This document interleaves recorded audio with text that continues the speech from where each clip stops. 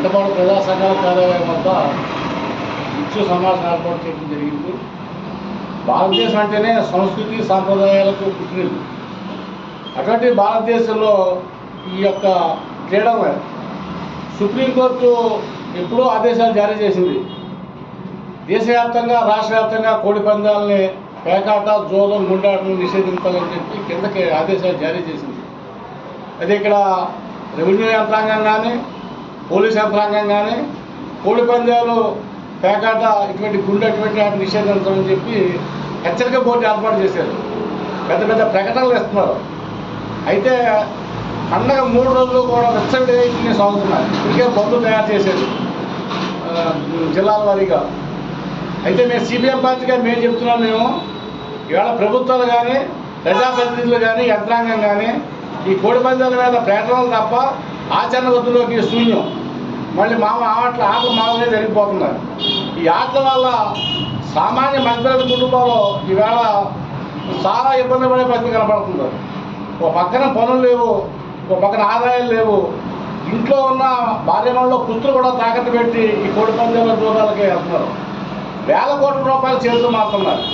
అయితే దీనికి కూడా కమిటీ వేశారు. మండల స్థాయిలో కమిటీలు వేశారు. మండల స్థాయిలో ఎంఆర్ఓ గారిని, ఎస్ఐ గారిని, 2 పోలీసు పోలీసుల్ని, అలాగే ఎన్జిఓస్ని, ఇటువంటి వాళ్ళందరితో కూడా కమిటీ వేసింది. ఆ కమిటీ పని ఏంటి? మండలంలో ఎక్కడైనా కోడి పందాలు ఆడినా, పేకాట ఆడినా, జోదం ఆడినా, గుండెట ఆడినా వెంటనే దాని మీద చర్య తీసుకోవాలి. అటువంటిది ప్రకటనలు అవటమే తప్ప ఈ 3 రోజులు కూడా భోగి, పెద్ద పండుగ రోజులు కూడా వేల కోట్ల రూపాయలు చేతులు మారుతున్నాయి. అటువంటి పరిస్థితుల్లో మరి కమిటీలు ఎందుకు, ఈ ప్రచారం ఎందుకు, ఇవన్నీ కూడా ఆర్పాటు ఎందుకని కూడా మేము సిపిఎం పార్టీగా మేము ప్రభుత్వాన్ని ప్రశ్నిస్తున్నాము. అటువంటి పరిస్థితుల్లో ఇవాళ ప్రభుత్వం క్రీడలను ప్రోత్సహించాలి. ఇవాళ మినీ స్టేడియం ఏర్పాటు చేసి దాంట్లోనే మన కబడ్డీ ఆడింతారా, లేకపోతే ఖోఖో ఆడింతారా, లేకపోతే క్రికెట్ ఆడింది, ఇటువంటి ఆటలు ప్రోత్సహించి యువతను ముందుకు తీసుకెళ్ళాలి.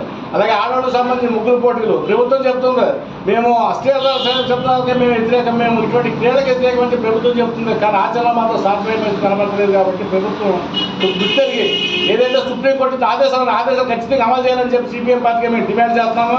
దీని పక్షంలో ఇవాళ ఇప్పటికే చాలా కుటుంబాలు రోడ్లు పడ్డాయి. ఈ తాగుడికి అలవాటు పడిపోయి ఆదాయాలకు రోడ్లు పడ్డాయి. అటువంటి పరిస్థితుల్లో కూడా ఈ యొక్క కోడి పందాలను మరింత నష్టపోయే పరిస్థితి కనబడుతుంది. కాబట్టి ఆ కుటుంబాలను ఆదుకోవాలని చెప్పి ప్రభుత్వం విజ్ఞప్తి చేస్తున్నాను నేను.